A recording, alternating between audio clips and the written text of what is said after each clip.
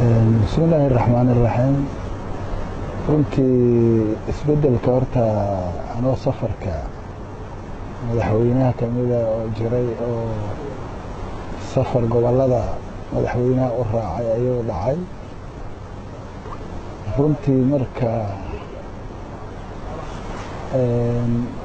sida uu hadda ku soo gebangaboobay adiga markii hore khilaaf oo ku bilowda, laakiin hadda si wanaagsan ayuu ku soo dhamaaday. guddoomiyihii hore Mudane Taabirna runtii muddadii uu shaqaynayay aad iyo aad ayuu bulshada u dhex galo. runtii wuxuuna ahaa tiimka oo guddoomiye saaxiib la ah madaxda qaranka oo markii horeba ay isku aragti ahaayeen. runtii marka si lama filaana ayay marka khilaafku u yimiday. haddii isbedelka dhacana markaasi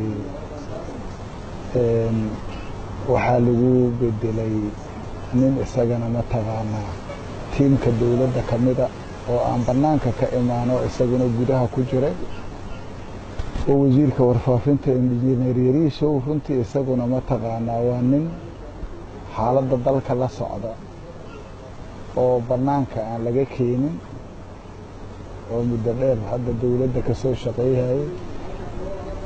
runtii marka aad iyo aad ayay marka muhiim u ahaaday inay mataqaanaa marka ay arrintu soo gebangabowdo. Taabirna waxaan leenahay marka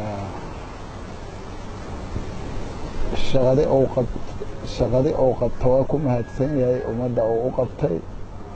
hadde xilkuna meerta waayo, mar walba qof la dhasha ma jiriyo oo qof walba maray mas-uul naqee, marna waa isbedelaa ku imaanaya. nolosha adduunka dhammaa sidaaho oo ku socota, isbedelay ku socotaa, iyo mataqaanaa qofku inuu marxalado kala duwan oo mara.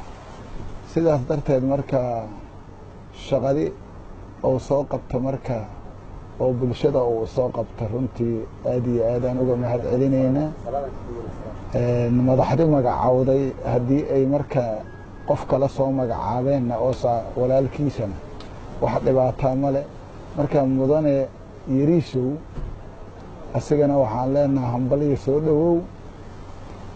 aad iyo aadaan mataqaanaa ugu hambalyahaynaa xilkan cusub. waa xil culus. waxaan rajaynaynaa meeshii marka inuu kasii anba qaado,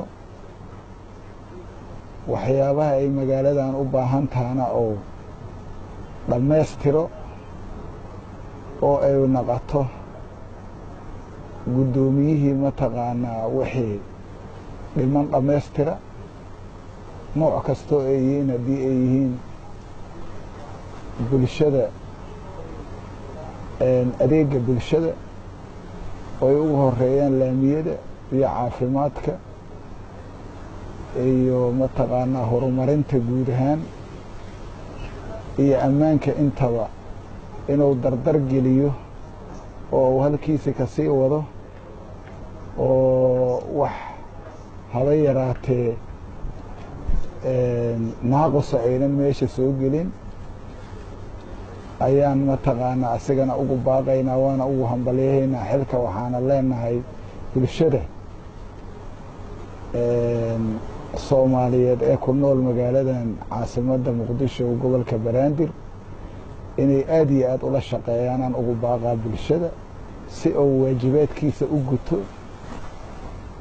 runtii haddee sida ay u aqbalay guddoomiyihii horena inuu xilka si nabadgelya u wareejiyana, asigana mataqaanaa waa sharafyo karaamay u tahay.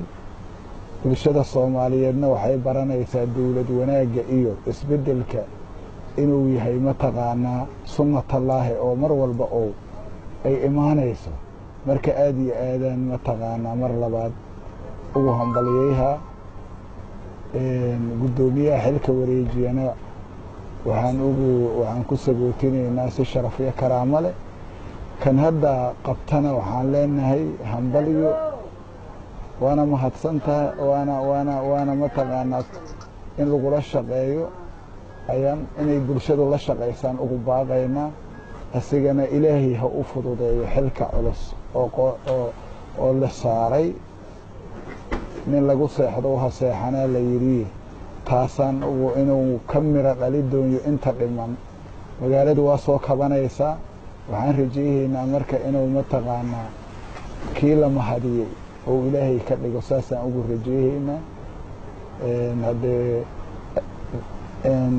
dadka Soomaaliyeed oo siyaasiyiinta iyo waxgaradka iyo haweenka iyo dhalinyarada iyo guud ahaan bulshada Soomaaliyeedna waxaan leeyahay la shaqeeya aad iyo aad ayaan mataqaanaa ugu rajaynayaa guul